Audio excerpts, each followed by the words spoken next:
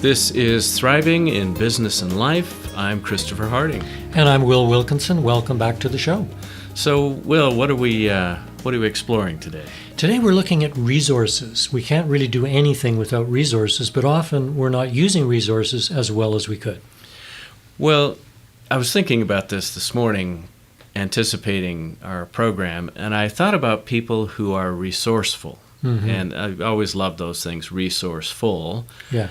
And so how would you define somebody who's resourceful? Well, I guess my model for that is MacGyver. Remember the TV show? Oh, of In course. fact, I understand that there's word. There's a new MacGyver out now. Oh, is there? Yeah. Oh, cool. Well, as I understand, there's a term now. You MacGyver something. Right. Which means that you're resourceful. You use available materials to get the job done. So that's kind of my definition of being resourceful. Well, so if we think of this in context of what we have covered so far, the power of story, how the virus of bias can leak into our stories if we're not careful, so we want to guard against that, how we can then take stories and turn them into visions that we see and say and feel in order to really get a sense of what we want and where we're going. We've talked about dynamic power of really seeing yourself as the owner of the outcomes that we create together and with others. And so now we're at this place where resources comes into play. How does it fit within this whole scheme? Well, in a word, being an opportunist. Okay. I really think that ties it up. Yeah. If a person's an opportunist, they're actively, consciously looking for opportunities that relate to whatever's going on. If you're not an opportunist, you're going to be blind to what's available to you. And I know that's on our list to talk about today, seeing what's on our radar and what's off our radar relative to resources. Well, and as you mentioned, blind to what's there, we've talked about brain blindness before, how if I don't believe something's there, I won't see it even when it is, and somebody could even tell me it's there, and my brain still might be filtering out that data. So part of being an opportunist, it sounds like, is making sure that we're overcoming brain blindness. Well, that and also overcoming apathy. I was just watching a bit of a TV show last night. Here's a man who is a partner in a law firm and a woman who's a therapist, both making big incomes, great house, daughter, ideal life. They're both bored. They're Wow. bored because they've hit a ceiling. They're surviving, and this is a point I wanted to make on our show today. When we talk about the difference between surviving and thriving, we're not talking about poverty and being wealthy. We're talking about a mindset that can appear at any level of the financial spectrum. These guys were in the elite, and they were only surviving. They weren't thriving because they weren't hungry for anything, had their jobs, had their life together, ho-hum. They were missing everything that was going on. Wow, yeah. Including the fire in their marriage, which was heading south. That's really important, and we've said this before, thriving is a state of mind and a state of heart. You could say it's a state of being that we inhabit. Right. And so if I'm in a thriving state of mind or a state of being, what we're suggesting here is that I'm also very open to what the resources are that come my way or that might not even be on my radar. And here's the reason for that. If I'm thriving, I'm growing. Thriving is growing. Sure. And to grow, you need nutrients. So where do we get the nutrients? If we're hungry, we're going to be opportunistically looking for the resources on our radar, not on our radar, because we need it to keep growing. That's the motivator. Yeah, I like that. That's that, and connecting thriving with growing, I think, is an important connection. There's a piece here I want to share just a little bit. In the vision process that I had learned, a lot of it was very similar to one that you utilized, with one really interesting exception, and that was you took me through the vision of seeing it and saying it and feeling it. And then you did something really unique for me. I had never had anybody suggest that I do this before. You said, now that you've really got that and you really feel it and you can see it, now I want you to ask for help. I remember the moment. and so I'm like, ask for help, like were we talking about prayer or whatever? And you said, well, whatever your philosophy behind that is, but I want you now to ask for help. And so I wasn't even sure quite what to do. And you said, let me give you a demonstration. Help! Yeah, it was pretty simple. Well, and what was so great about that was just the feeling of realizing that we need help. Yeah. And exactly. I think a lot of times in our pride and in our, as a friend of mine called it, the myth of individualism, we are so caught up in having to do it ourselves that we miss out on the resources that are there and we don't ask for help. Well, exactly. And I think it's fair to say, especially for guys, we're kind of Yeah. trained to think that we should be self-sufficient. Right. John Wayne, the Lone Ranger, all of that. Superheroes, although they often have sidekicks. Right. And now the trend is toward teams. Yeah. We're actually seeing that. But I wanted to read a little from our book here on this chapter where we listed 4 styles relative to asking for help. One of them, and listeners can figure out where are you in this spectrum. 1, ask in advance to make things easier. Right. Number 2, ask for help when you run into trouble. Number 3, ask for help as a last resort. And number 4, forget it. You'd rather fail than ask for help. Yeah, on that continuum, I think I've visited all those at different I know I points. have. Well, it's embarrassing. We think we should be able to do something ourselves. But why? There's help. I know when I get asked for help, I'm honored by that. I think, great. They think I have something of value for them. Thank you. Well, and it's really interesting because I know another part in this chapter on resources, we talk about that a real leader is somebody who, really understands the resources of his or her team. And they not only tap into those resources, but they acknowledge them. They see that team and those resources as an integral part of how they get things done. Well, yeah, I mean, they're team players and they lead from within the circle. Yeah. And that's very different than the hierarchical command and control model that's really been kind of business as usual for decades. Right. Lead from within the circle is an interesting approach all on its own. This other thing that you and I have talked about, and this has been, I remember when this was first introduced to me some years ago by a mentor of mine, where he talked about visioning, and he said, you don't have to figure out how this is going to happen. Mm-hmm. You just have to get clear on what it is, and really the feeling Mm-hmm. that you want to experience during this, event or goal or whatever it is that you're happening, and feel the feeling, and then just know Mm-hmm. that, as he called it, your magnetizing resources is Right. how he put it, that may not even be on your your radar, Right. to come into your realm. Well, I think all of us have had that experience. And much as we wish that we had maximum security, that we knew what was going to happen, it's good to remember that's the term we use for the worst form of incarceration, Right. maximum security. Yeah. So we want it, but we don't want it. We all know that we can trust life. We've been in jams where suddenly something came through. I'm remembering Shakespeare in Love, both the movie and the play. My wife and I saw the play here recently in Ashland. Jeffrey Rush's character in the movie, every once in a while, he's a harried producer. Right. And he's in total chaos all the time. People are trying to kill him, the mafia of the day. And every once in a while, someone challenges him and says, well, how on earth is this going to work out? He shrugs his shoulders and he says, it's a mystery. And it always works out. So I'm not suggesting irresponsibility or relying on magical thinking, because what we're talking about is quite different, isn't it? Well, and that's an interesting point. So magical thinking, maybe any of us have gotten caught up in that at different times, especially when we're running out of resources that we know of. But I want to make a distinction. You and I have talked about this before, and I think we're very much on the same page with this, that magical thinking is not assessing reality. Right. It isn't really necessarily having a clear vision. It's more wishful thinking, Yeah. you could say. Now, there's another, if we tap into science a little bit, approach in terms of why resources seem to show up when we need them. And it falls into the category of what happens in the brain of a healthy optimist, versus a pessimist or a cynic, or even maybe an unhealthy optimist who's caught up in wishful thinking.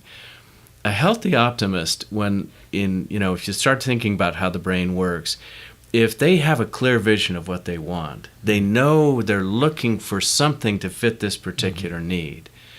And so if we go back to that word, I know you love, the reticular activating system. Your favorite term, I think. I've just become fascinated with it because it's that part of the brain that starts looking for what we are looking for. It's the Subaru effect, right? Yeah, in other words, the act of asking for help, even of yourself, activates circuitry and brings resources onto the radar that wouldn't have shown up if you hadn't opened to that. Right. Quick story. My wife and her friends were out on a fun walk the other night. They were all dressed up in costumes, and they decided, let's just see what we can manifest, is what they said. If we guys tried to do that, we'd be arrested by our friends. Guys can't do that. So they're out there, and the first thing they said is, we look so great, we need somebody to take our picture. Well, around the corner comes a guy.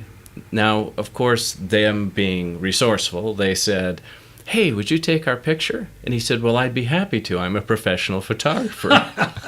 So, great example. A resource showed up. Yeah, they then said, wouldn't it be fun if somebody just pulled up and asked us to go to a party? Moments later, a car full of people pulled up and said, you guys look like fun. We're going to a party. Do you want to come? Well, this happened one thing after another. Now, a probability expert would say, well, of course, there's within the law of probabilities that was going to happen. That may be entirely true, but here's our point. If I'm not resourceful, if I don't have that optimistic mindset, number one, I probably won't even ask for what I need. I won't ask for help. I certainly won't envision it. And I probably won't recognize it when it shows up. Yeah. Well, it's kind of like the stuck place we get into. A good example is you're talking to someone who speaks a different language. Right. And so you just talk louder, as if that's going to help. We all get into binds where we need something that we don't have. And that's where we find out if we're going to stick to business as usual, be stubborn, and try and work it out with available resources, or if we open and get opportunistic about drawing in other resources. There's a story I'm sure our listeners have all probably heard before. I'll do the short version. There's a flood coming to a particular town, and there's radio warnings and TV warnings. You need to leave, you need to evacuate, there's going to be a flood. Well, this one guy, he says, well, God will protect me. So, he ignores the warnings, and the sheriff pulls up, kind of with the loudspeaker, everybody needs to be out, knocks on his door, hey, you need to go. He ignores it. God's going to take care of me. The water starts to rise, and it's starting to actually fill his house now, and a boat pulls up and says, hey, get in, this is serious. He goes, no, God's going to protect me. Pretty soon he's on his roof. The water's clear up to the roof. A helicopter comes and says, hey, come on. He goes, no, God's going to protect me. Well, he drowns. And he goes to the pearly gates, and he meets St. Peter, and he goes, hey, what's up? I had faith you were going to take care of me. And St. Peter goes, my gosh, what's wrong with you? We did advertisements on TV. The sheriff came to your door. We sent a boat. We sent a helicopter. Exactly. And so is that mindset of, am I putting limitations on where the resources come from? This is such a great story, and there's various versions of it. I've heard a guy in the hospital who keeps turning down medical help. And when he gets to the pearly gates, St. Peter said, well, we sent our 3 best men, these specialists who he kept saying no to. But there's an interesting concept in here, and it relates to being closed-minded about the way the resources look. Yeah. So it's not just failing to be opportunistic, it's actually being blind, as we've already said, to the resources that show up. So they're here, and yet we can't actually see them. We say no to them. Well, and it sometimes is based on who is offering. So, we go back to the virus of bias. The other thing it might be is that there's somebody right within my realm that has the available resources that could fit the need. Yeah. but I don't believe they're capable. Yeah, exactly. Well, I don't want to tread on anybody's religious toes here, but it occurs to me that the whole idea of the pearly gates may be part of this. I mean, what is heaven, a gated community? I mean, are you keeping people out or people in? Like, it seems to me that there wouldn't be gates. I'm just saying. So we have this mindset that there's in and out. Right. There's our group, our comfort zone, and then there's everything else. And we're talking about really blowing that wide open and being open-minded to whatever could help us thrive. Well, right, and we're not suggesting that we compromise our values or our ethics and so on in order to do so. We've talked about our values and that those become kind of our compass. But what we are saying is that being open, that within our value system, without compromising our ethics, trusting that life, God, however we want to look at it, will provide us with what we need if we're clear about it, and if the timing's right. Well, and you just said, I think, the most important thing, if we're clear about it. Way back we quoted Mark Twain, who said, there's no problem helping people get what they want, but I can't find anybody who knows what they want. Right. So step one is being very clear about what we want, and that's more important than our own biases. So strong in what our vision is, we'll pull in the resources to fulfill it. Yeah, you've talked about this before, that are we pushing towards a goal? And when we are, it seems like we're actually struggling to find resources. It's a struggle, or are we being pulled or drawn by a vision, which when we are in that state of being or state of mind, it seems like we become much more open and healthfully optimistic about the fact that things are going to show up. Yeah, and vision shows up in many different ways. I'd love you, if you're willing, Chris, to tell the little story in the book here about a distribution problem in a company that was solved through accessing resources that are, I would say, very unique. Yeah, this was a company in Europe, and basically they distributed liquid oxygen and industrial gases to companies. And they had this huge distribution network, and it was getting snarled by traffic jams and highway mishaps and so on. And it was taking 8 people 24 hours to do the routing for the next day. Wow. And they were still running into snarls and delayed deliveries and so on. And so they were trying to figure out what could they do to improve upon this. And suddenly one of the people in the group said, ants. I'm sure that was greeted with joy. And people are like, ants? And he goes, yeah, ants. And people start looking on the floor and, like there are these little 6-leggeds crawling around. And he goes, no, I have a friend who's an entomologist and he studies ants. And ants leave chemical trails so that they know where to go, and it sends information back to the hive and in other words, they have a great distribution network. Right, and apparently a system of how to reroute easily. Well, they at first laughed at him, and then they realized he was serious. So they brought this guy in, this entomologist. Shouldn't that be entomologist? Yeah, that would be better, wouldn't it? And as it turns out, by learning how ants leave chemical trails and signals that broadcast back to the ant hive, they were able to design a GPS-based system that completely updated itself ongoingly and allowed them to get to a place where they were able to do the routing with 3 people in 8 hours. Oh, wow. Now, that gave the other people, other things they could do with their time, but the other thing was the customers got better service, the drivers weren't frustrated, it eliminated accidents and snarls, all because they were willing to look for a solution to a physical distribution problem in a place no one would have looked. Well, what I want to celebrate is the courage of that man to speak up, because I'm sure it was met with derision and his strength to follow through, but also point out that a thriving culture is one that welcomes off-the-wall ideas. As I often say, there's no such thing as a bad idea because every idea could lead to another idea. Right. If we think of it more like a trail, following little threads that are connected to resources, it's much better It's much easier to welcome the unusual, the innovative, because we're not just judging it on its own merit. It's a piece of a puzzle that's assembling itself. Well, right. And if we think of it in chemical terms, a lot of times a bad idea is a catalyst for a good idea. Yeah, right? exactly. And so, yeah, I think, as you said, a thriving culture welcomes ideas from any direction. We've talked about the genius of inclusion.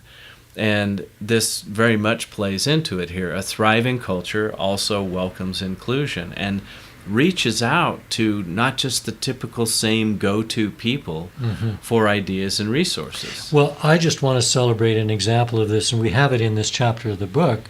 This is, to me, a real example of leadership relative to asking, and that's John F. Kennedy. Right. When in 1961, he asked the nation for help to put a man on the moon and bring him safely back within the decade. I think that was his ask. Well, and that was, I mean, it's easy for us to think about that now because it already happened. But at the time he requested that, it was an impossible ask. Yeah, and why I'm bringing it up is because here was a leader who was asking for help, not saying, I know how to do this. And yet he was strong, and it worked. You know, there's a flip side to that, too, that I really enjoy. Another quote by him is, and I'll probably butcher this, but we'll work it through. Ask not what your country can do for you, but what you can do for your country. I think you got that right. Yeah. So, I mean, the interesting part of resources is being willing to be a resource as well as, you know, looking for resources. Well, I know we're in a big political turmoil right now in this country. I always like to look on the bright side. And the bright side relative to our topic today is that as resources, financial particularly, are being withdrawn, right, federal government's deciding they don't want to fund this, that, or the other thing, well, those people who really care about those services are stepping up and being resourceful to find the funding and the help to keep those services going. I think it could be done a little more gracefully, but the real message is, are we going to be resourceful enough to support the things that are really important to us? Well, you know, that comes back to also, you know, being willing to really, you know, think about this whole idea of dynamic power that we talked about the week before. Am I willing to see myself as an owner of the results I create myself and with others? And if we take responsibility for things that we're passionate about and truly become owners of those outcomes, then when one resource starts to disappear, we don't fall back and go, woe is me. Yeah, right. We start saying, help, right? And looking for where are the resources that can continue to either perpetuate the good we've been doing, improve upon it, innovate on it. Yeah, that's a great point. Well, my wife has been in Michigan for a week with her family, and she was telling me on the phone that her sister and brother-in-law kind of told her the story of his rise to very successful businessman with operations all over the world. He had nothing. He's a totally self-made man. And I didn't realize that in the first decade or so, everything was disastrous. In fact, he was hired and moved, sold his house and got ready to move and got a phone call saying, well, no, we're shutting down that plant. Don't come. He said, well, I sold my house. And he said, well, I'm going to come anyway. And he came and managed to revive the plant and keep it going and et cetera, et cetera. But my point is, I kind of looked at this guy and went, wow, really successful businessman leader. Well, he kind of quit school and he had to scramble for everything he got. Went back to school. His wife worked to support him. Their first few things failed, and yet today he's a big success. He just never quit. Well, you know, there's an interesting thing. So you used an expression that we all use, which goes back to the fallacy, in a way, of John Wayne, a self-made man. Yeah, exactly. Yeah, let's examine that. Yeah, because I think what the myth is that he was a self-made man. Now, clearly, this is a person who had determination. He was resourceful, for sure. We're demonstrating that. But just as you said, his wife went back to work. Yeah. You know, obviously there were people along the way when he went back to the plant that said yes. Yep. There were all these other aspects of people who joined in the success that allowed him to become, quote, a self-made man. And I know if he was sitting here today, he'd totally agree with that. And knowing him as I do, a quality that really shines in him is he's very helpful. He That's really interesting. helps other people, and so they reciprocate with him. Yeah, it goes back to the John F. Kennedy thing. Don't just ask for help, be helpful. Exactly. And there appears to be something to it, and whether it's a spiritual law, which it may be, or whether it's simply that, again, our brain, our mirror neurons, all those type of things function in that way. People love to help somebody who's helpful. Mm-hmm. Well, exactly. And I'm just remembering an incident when I was driving many years ago. I lived up in Canada, took a lot of ferries in BC. And I was talking with friends in the car and didn't realize my speed had gone up a little bit. I got pulled over by a cop and gave me a speeding ticket, and I was nice to him. And he said, "Where are you going?" I said, "Well, I've got to catch a ferry because I'm giving a seminar in Vancouver, blah, blah, blah." Well, we finished. I started driving and totally forgot about him, and now I'm worried about catching the ferry. I pulled out to pass a car that pulled over for me. Well, I didn't see the cop was right behind me, and I ran him off the road. Oh, my goodness. Same guy, 5 minutes later. And so he managed to wrest control of his car, his cruiser, from the gravel and get back on. Pulled me over, white as a sheet. Said, "Will, I'm going to need to see your registration again." And he sat in his car for a while, and then he came up. He said, "I figured out what was going on there. I saw how you turned." He said, I realized what was going on. I'm not going to give you another ticket. I could charge you with reckless driving. But, I want you to make your ferry and get to the seminar. He helped me because I was a nice guy to him before. If I'd been grumpy, he would have given me that ticket. Oh, yeah. Well, yeah, that's as there's a saying, grace begets grace, I think that's the point. Yeah.